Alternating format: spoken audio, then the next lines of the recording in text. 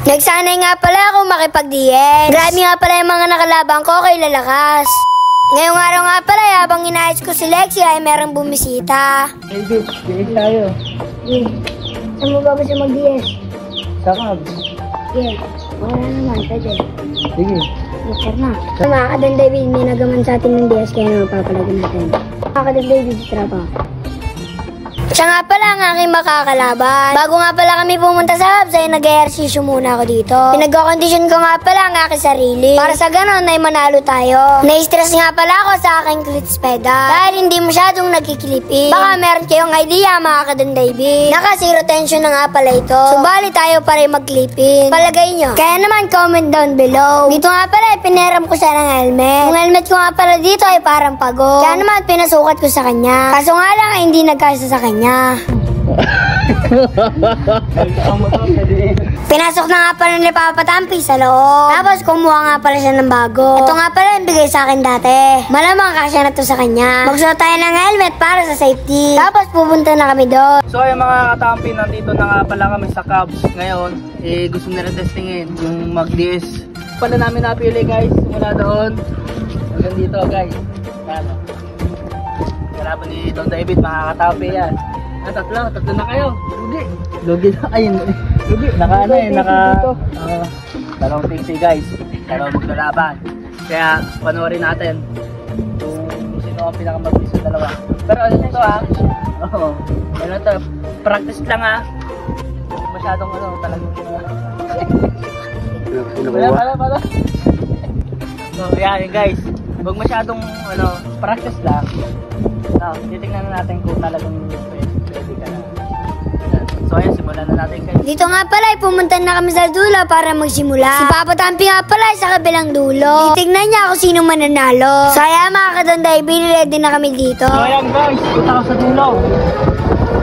Sa dulo. Ano kayo dito guys? Guys, nagpaplano pa nga sila doon. Ayan na. Ayun na ata guys. Nasa dulo sila mga katampi nandun.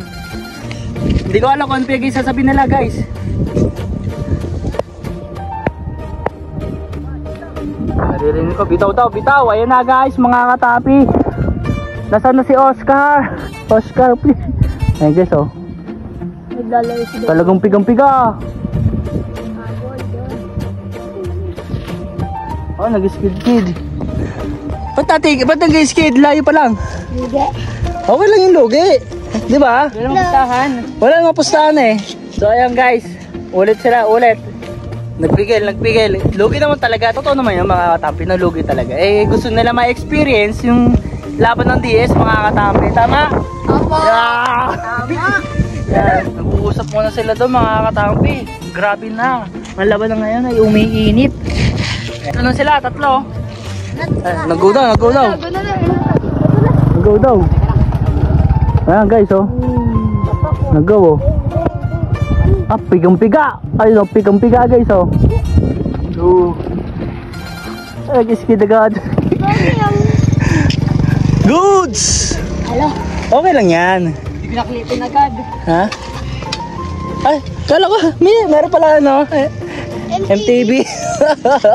Galing, bilis. MTV pala dito Sino na? Ito. MTV yan Unahan, ako na din sa likod.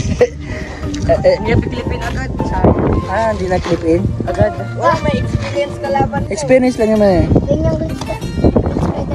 Okay na yan? Okay na yan? Pwede na. So ayan, kasundo sila guys. 4 daw sila maglalaban-laban guys. Ayan. So magandang spot nga pala dito mga katampi dahil wala mga masyadong dumadaan dito. Ito na yung pinakadulo tapos sobrang haba ng kalsada guys mula doon. Magpipestuhan na sila doon guys maganda na pesto dito guys Wala nadaan dito guys, magandang mag-DS dito. Diba? Opo. Yeah! Mabunggo ako